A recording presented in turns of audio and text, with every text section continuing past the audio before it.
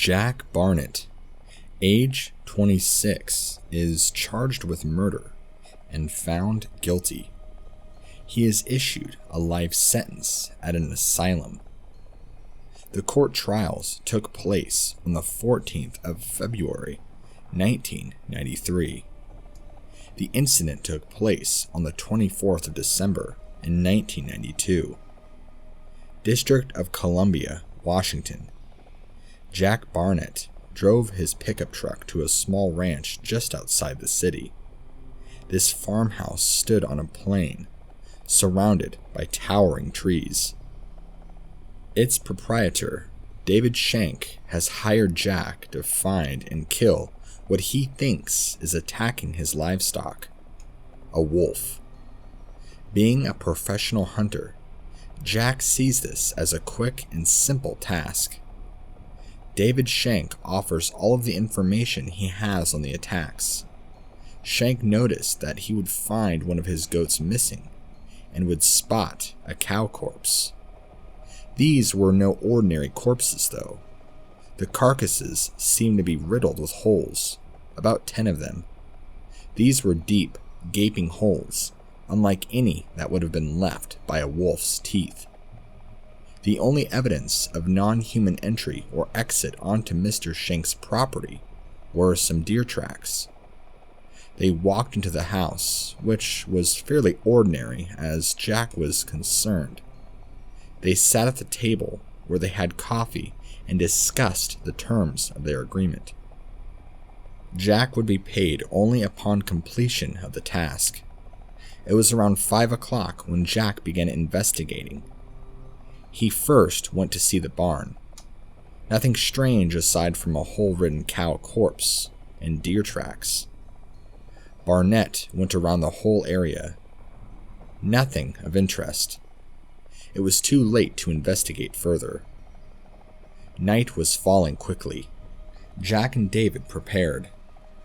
2 hunting shotguns, each utilizing 12-gauge rounds, strong enough to pierce through 2 inches of steel. Their secondary arms were standard 9mm pistols, both of which were semi-automatic. And so they waited near the barnyard. It was 10 o'clock in the evening, or at night. David and Jack waited for a good 2 hours. Shank, who fell asleep on the cold, moist ground. A rustling sound came from the woods nearby. Jack's hands were shaking. He trembled. He was sweating like a pig. His forefinger inched only toward the trigger of his shotgun. And as a figure appeared out of the forest, a loud bang echoed across the wilderness. A ringing sound in Jack's ears prevented him from concentrating. His head spun and his eyes wandered, searching for something to make him relax. But what he found was far from relaxing. A half-dead, bloody deer with a red, gut-strewn paste hanging out of its place fell to the ground. As this creature twisted and jerked, Barnett passed out beside David, who surprisingly remained asleep even after the gunshot. Still dizzy from whatever happened, Jack rose from his slumber. The deer had now been dead for 3 hours. It was around 3 in the morning, and this living nightmare had just begun. Jack managed to prop himself up with the help of his gun, of course. He placed his hand on Shank's shoulder, shaking him lightly. The pair went over to the cornfield, where Jack had investigated earlier, and much to their surprise, they spotted 2 humongous antlers protruding out of the stalks. They entered the small forest of crops as they loaded up their weapons. 5 feet away, the sound of breathing and footsteps plodding through the damp soil filled their ears. 4 feet away, the 2 men took a few steps. 3 feet away, their breath condensed in the chilly morning air. 2 feet away. Jack was hyperventilating ever so quietly. His heart raced, His spine tingled. Then he put his finger on the trigger. Trigger, click, bang, echo, deep breath, plop. "Better him than us," said Shank, who managed to smile at the dead moose's carcass. The two were breathing heavily, as if they had just ran a marathon. The pair headed back to the farmhouse. Door, knob, twist, open, enter, close, chain lock, slide, walk away. And for a moment, they felt safe.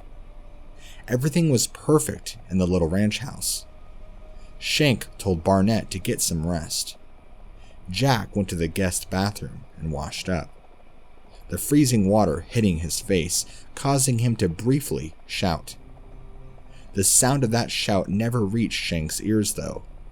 The noise of heavy rain filled the corridors and rooms of the house.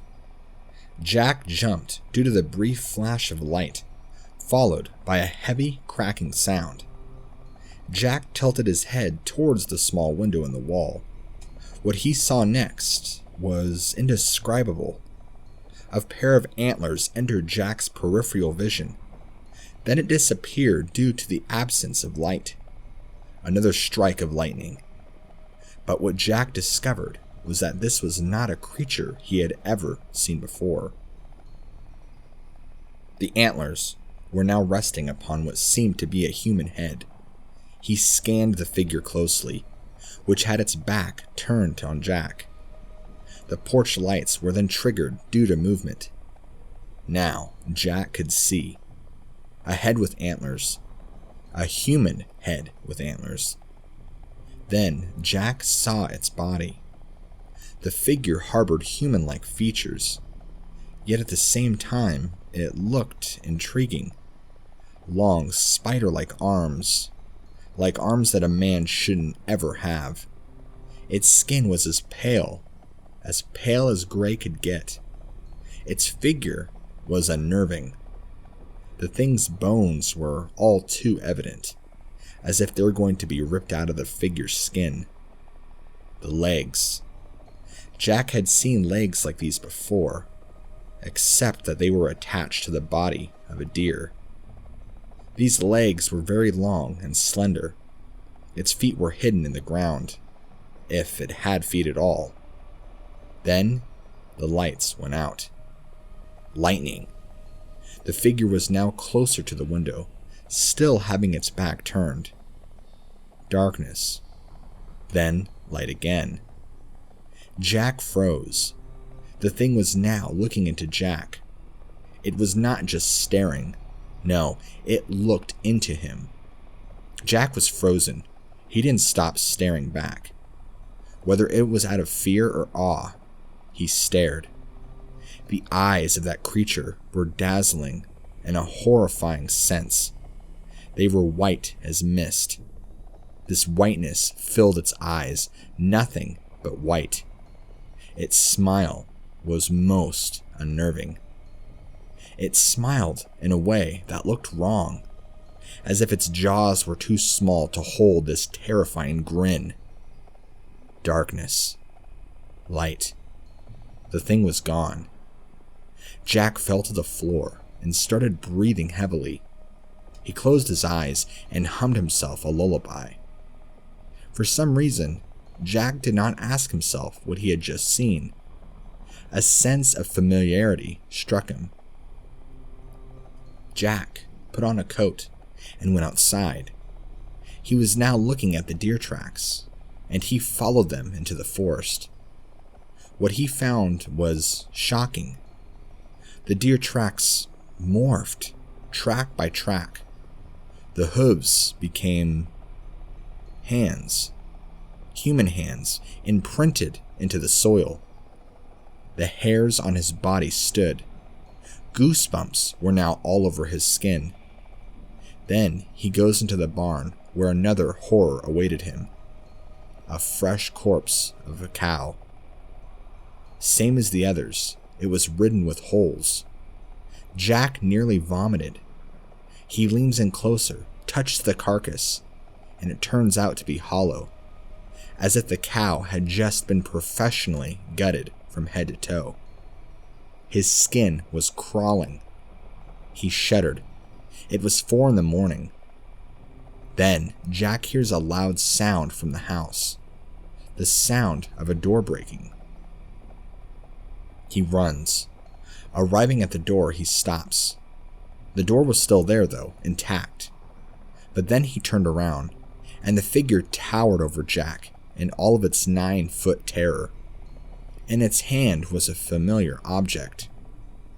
The object's name was David Shank. The figure walks closer. It contorted its back and hunched. It bent its arms in strange ways, causing Shank to be flung around freely. And now it was standing over Jack. It smiled, the smile that only it could make. Jack closed his eyes as the figure stood over him, unblinking, unmoving. DC police find Shank's body impaled on a tree, full of holes. A shotgun was placed near this tree. Sound evidence of a murder. The boy is ridden with holes, but did not turn out to be a body. It was a piece of skin wrapped in clothing. The police find James's fingerprints on the gun. In court, Jack claimed that it was not him. The only thing he said throughout the duration of the trials. He's going to come for you, all of you, one by one. Then he'll take me. When they asked him what was it, he simply titled it, The Elk Man. Little is known about the Elk Man today. It has only been seen once, and the sighting has been dismissed as a criminal delusion. Based on Barnett's description, the Elkman had eyes that would shift from normal black people eyes into completely white or pitch black. This suggests that this creature has an extremely high level of perception in terms of sight, considering it can even see.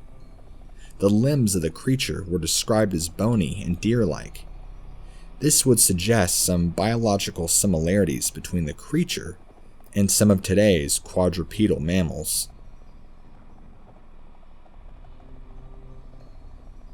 I'd like to start off by saying that I don't even have a clue why I'm posting this, or really at all.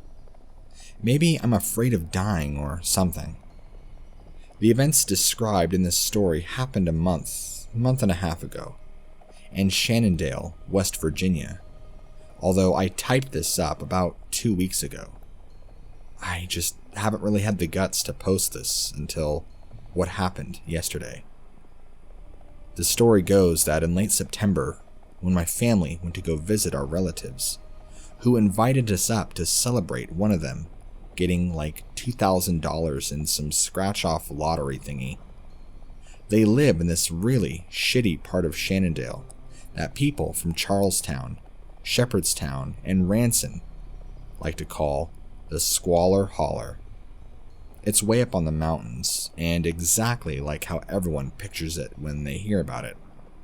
Nothing but ramshackle shacks, rusty, rebuilt trailers, and everything covered in decade-old Christmas decorations because they're all too busy being smelly rednecks to ever clean up. Real Deliverance-like shit here. Just no rivers or canoes. The relatives we were visiting are absolutely confirmed inbreeders. All cousins having sex with each other. We don't refer to them as aunt, uncle, whatever. Just relatives.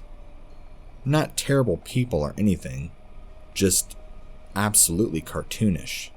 Depressing hillbilly stereotypes. So anyway, we're up here in this godforsaken trailer. It sucks. There's like 8 of them. Plus me, my dad, my mom, and my sister. About 2 hours in, my mom takes my cell phone so that I can focus on family time together, which is bull because all we did the whole time was eat TV dinners and be forced to watch NASCAR and other stupid stuff. After like 6 hours of this, about 10 minutes before we're supposed to leave, it starts raining. We know how treacherous the roads can get up on the mountain, so we decide to wait for the rain to die down. Flash forward 2 hours later. It's dark as hell, 10 o'clock, and there's a flood warning for the area. I have my phone back this time. No reception though, of course, because we're in the mountains. I'm playing Tetris and Texas Hold'em and stuff, when suddenly, I hear my dad start losing it in the next room. I walk over, and it turns out that they let slip that they'd buried their kid, Thomas, outside, and apparently were afraid the rain would wash up his body, or some other crap. The kid was like 6. He was attacked by a dog, and they never told the cops. Just buried him like he was a family pet. My dad's flipping his shit, and rightfully so, because, we live in the 21st century and all. So our relatives say that they'll sort it all out in the morning. My parents tell me and my sister to stay in the same room as them during the night, and we do. None of us really suspected that they'd killed Thomas or anything, since they're really peaceful people. They didn't even own any guns aside from this one old-timey double-barrel shotgun they had on a mantle. Nevertheless, we were creeped out. Creeped the hell out, I should say, and intended to tell the police in the morning once we got to town. So, it was like 3 in the morning. I couldn't sleep. Power had gone out for the 5th time or so, and I'm not able to charge my dead phone. The worst part is, I could see Thomas's little grave right outside my window, a little cross on it and everything, and I assumed the kid couldn't have been buried deep at all since they were so worried about him just washing up out of the grave. So I was just so fixated on that, kept being drawn to looking out the window. And then I saw the worst thing in my life. Something was creeping through the trees toward the house. I stared at it for a while but couldn't get a good look at it since it was raining and the brush was so thick. For a few minutes, I assumed it was 2 really pale horses, kind of just ambling through the woods, side by side. But then it walked into the moonlight, and I saw that it was all one thing. Like a kind of human torso, but wider. It finally stepped into full view, and I saw it had something like 6 legs, kind of somewhere between a beetle's legs and a horse's legs. 2 arms, right where someone would normally have had them, but they were about half a foot longer than any normal man's arms. It had a bald head, but the face looked like some sort of bizarre masquerade ball kind of mask. This thing clenched up, furrowed forehead, and a nose that looked like some sort of crow's or raven's beak. It didn't have eyes either, just the depressions where the eye should go. It looked like it had a human mouth underneath its proboscis. What still strikes me to this day is that it seemed to have a penis too, like right on the abdomen where a normal person's penis would be. The thing moved gracefully and made these soft thumping noises when it moved. It must have been like 7-8 feet tall, but sounded like it weighed maybe only 150 pounds at most. It starts walking towards Thomas's grave, and then I finally snap out of whatever trance I was in and just scream. My mom was the first to wake up, and I tell her to look outside the window. She rushes over quickly and doesn't really understand what she's looking at. After a minute though, the thing bends down and starts pawing at the grave with its hands. My dad and Jasper rush in, and Jasper just loses it, screams like a little girl and runs back out to the room, yelling for his father. "It's outside, it came and it's outside."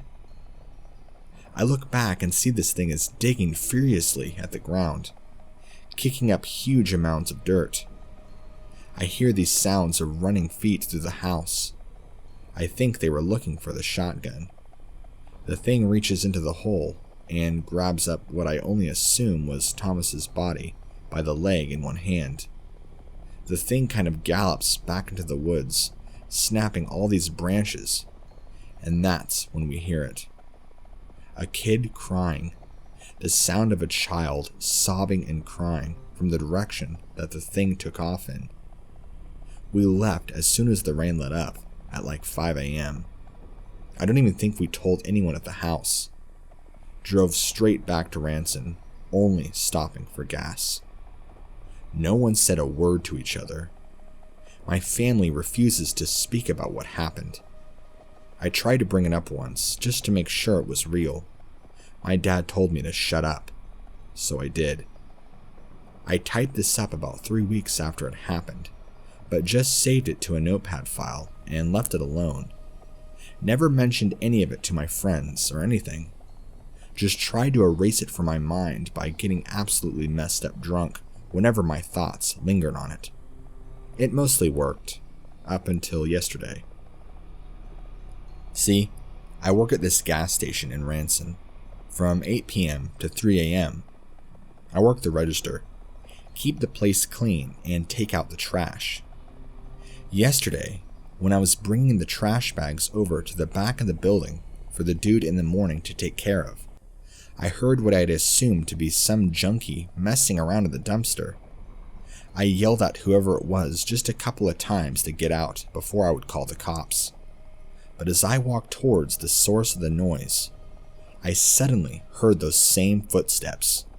That soft thump-thump, hooves or feet, or whatever the hell they were. I turned right around and went back into the store and just hid behind the counter. I looked over at the outside security monitor and saw some kind of movement just off screen. Something huge casting a shadow and moving. Catch a glimpse of, I don't know, an elbow or something. A pale limb darting in and out of view. It had to have been the same thing. I waited for it to leave, and after a while, it did. I woke up behind the counter at 6 a.m. this morning to my manager giving me this look like I'm a drug addict or something. Went home and typed the rest of this up. That's about it. It's finally about time that I released the story.